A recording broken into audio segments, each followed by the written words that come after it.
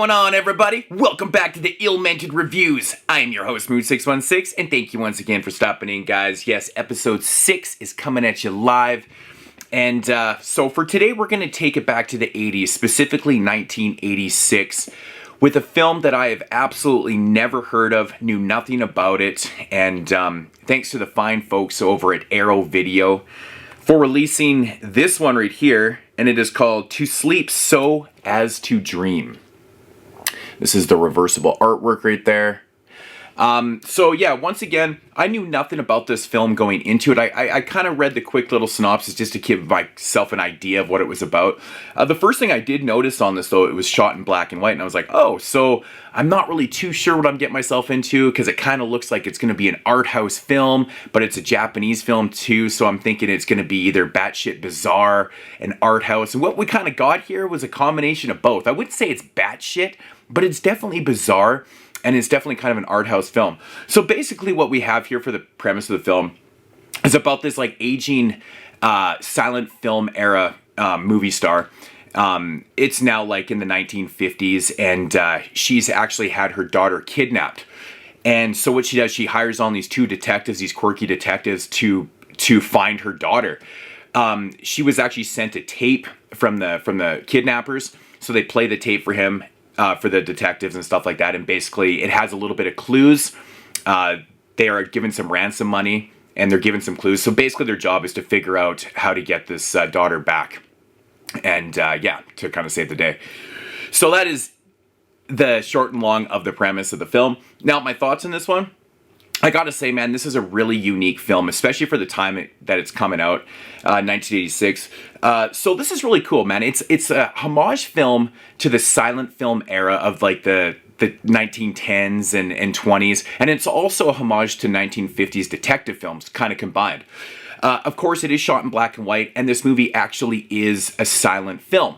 It's done exactly like a silent era film. You know, it has, you know, the scenes, and then it'll cut to the subtitled dialogue and stuff like that. But what I really liked about this movie is how they did the sound design. It doesn't really have an ambient score, musical score through the whole thing, except for like the really dramatic scenes and things like that. But the sound design is really cool because they don't have sounds for everything. Like there's no sound for them, you know, walking around or even putting things down. There's just certain kind of things. And there is dialogue scenes, but it's basically from when they're listening to the tapes that are sent to them from the captors and stuff like that, and happens a couple times throughout the film. But a very, very unique film in that aspect. So the homage to the silent film era with the 50s detective films, fantastic. Really, really cool. Visually fantastic. Cinematography is awesome. The acting is pretty much exactly what you would expect it to be from the, you know, like the silent film era. Kind of over the top.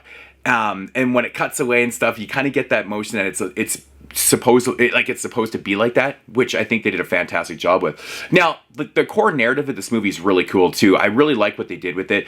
The first half of the movie is kind of straightforward. You know, they're trying to figure out what's happened to this girl through these clues that are sent to them through these audio tapes. And every time they go to a location, something happens, and then they're sent more clues, and then they kind of lose the money and things like that, and it kind of repeats itself.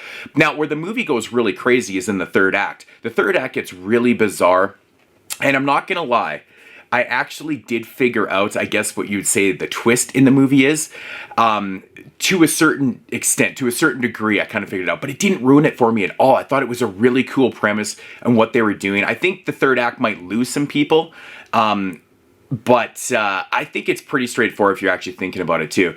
I really like the lead detective in this film too. Throughout the whole movie, it's so bizarre. He's constantly eating like hard-boiled eggs and stuff, and I kept thinking to myself, after I finished the film, I'm like, what the hell is with the hard-boiled eggs? I mean, it's a metaphor for something, and it just totally clicked on me what the metaphor is throughout the film. And it plays into what the core narrative is also. And I thought that was really cool, actually, and it kind of heightened the film for myself a little bit. But yeah, overall, man, this is a really interesting movie. If you like silent films, which I really do, there's some silent films out there that are just so fantastic. And if you like 50s detective films and you put that together, how could you miss with this one, man? It's really cool. I'm a big fan of 50s cinema in general, whether it be like, you know, the Hollywood films, film noirs, detective films, you know, the atomic age horror films, you know, just horror films in general from the 50s. There's so much great stuff to offer, and this does a really good job, like really fantastic stuff. All the specs of the film, really fantastic. There actually is a documentary. I think there's a making of the film on here. There's some, yeah, there's actually some there's some commentaries on here too, which is interesting because I would actually sit down and watch the commentary on this just to get full insight onto what the mindset of the film was from start to finish and things like that.